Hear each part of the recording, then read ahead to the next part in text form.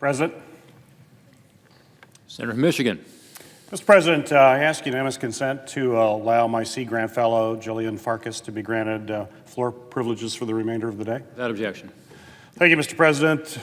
Mr. President, I rise today in support of the bipartisan Federal Aviation Administration Reauthorization Act of 2018. After 6 short-term extensions, ranging from 1 week to just over a year, the Senate will finally pass comprehensive legislation that will set FAA policy until 2023. These short-term extensions keep the lights on, but they deny us the opportunity to make meaningful changes and better serve the American people. I'm a member of the Senate Committee on Commerce, Science, and Transportation, and I'm proud of all of our committee's work that made this long-term reauthorization possible. But I am especially thankful to our committee chairman, John Thune, and ranking member Bill Nelson for their leadership throughout this process. This bill makes critical investments in airport infrastructure.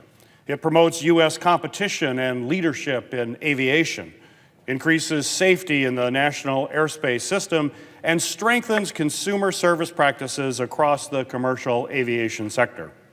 The legislation also delivers very strong support to rural communities in Michigan and across the nation by continuing the Essential Air Service, or EAS, program. This program drives economic development and tourism while also connecting local residents to world-class health care.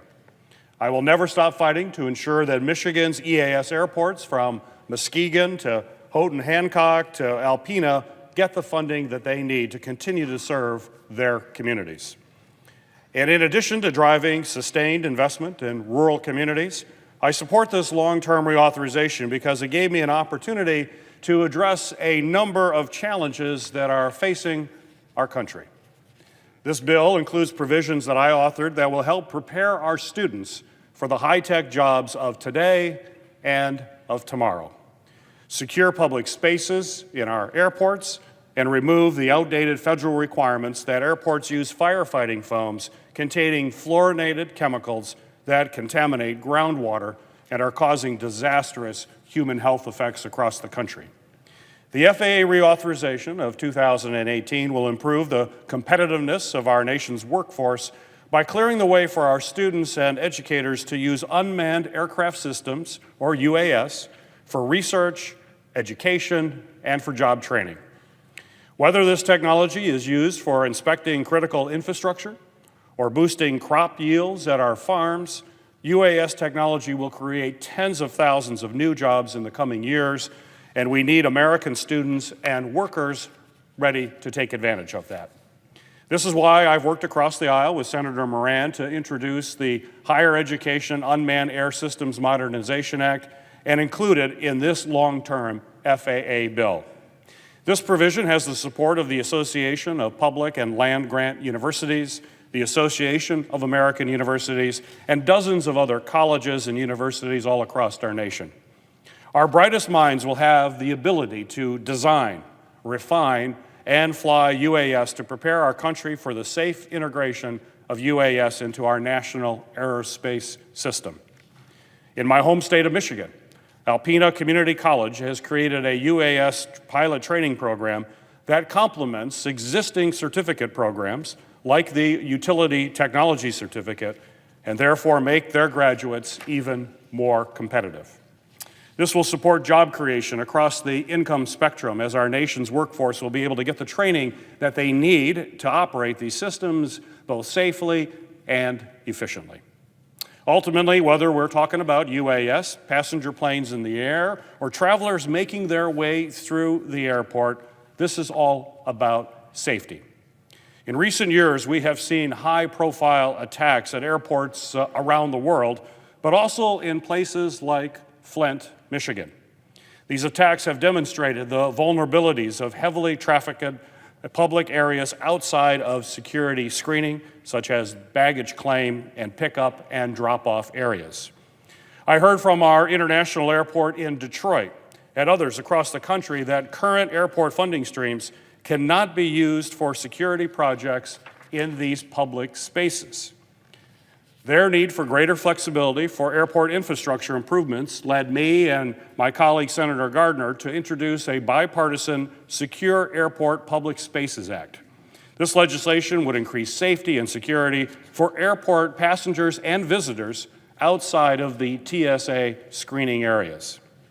A critical provision of our bill was incorporated into this reauthorization bill that will now allow airports to use Airport Improvement Program funds on state-of-the-art surveillance cameras in these public areas, which will help monitor, prevent, and respond to potential attacks at airports across our nation.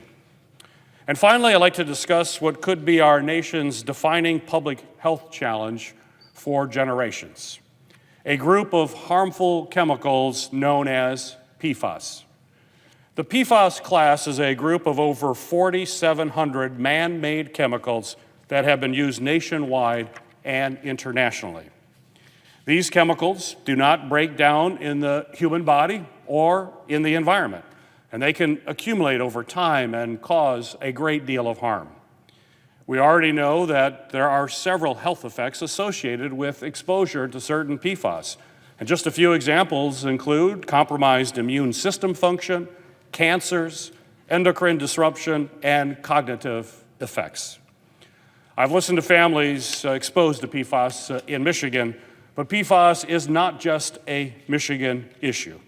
We know that there are over 170 sites in 40 states that are contaminated with PFAS.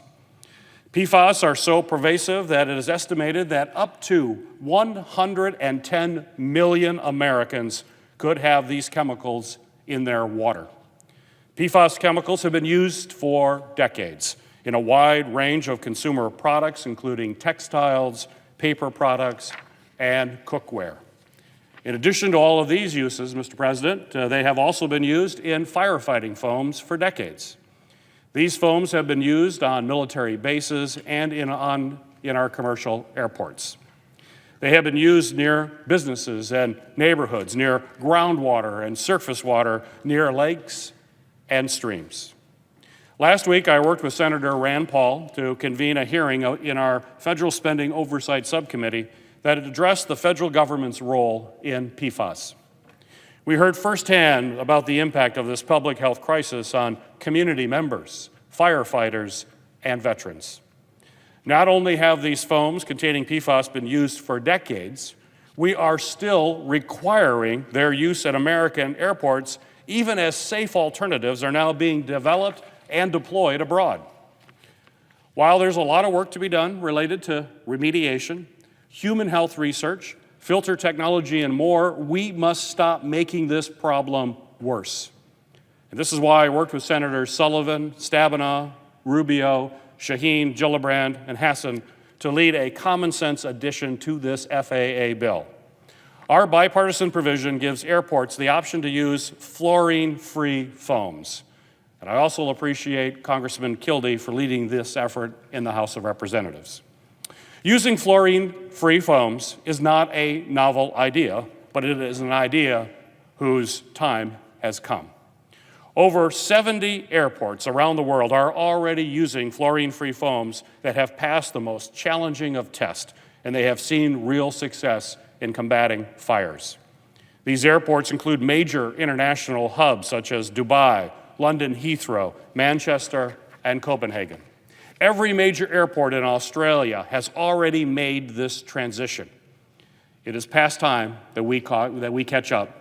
And I'm happy to say that this important legislation will finally allow American airports to embrace safe, innovative firefighting technologies and stop using fluorinated foams. I want to thank Chairman Thune and Ranking Member Nelson, as well as Leader McConnell and Leader Schumer, for their work to pass this important bipartisan legislation.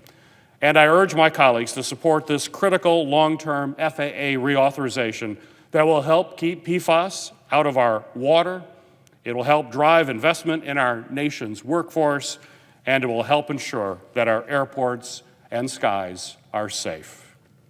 Mr. President, I yield the floor.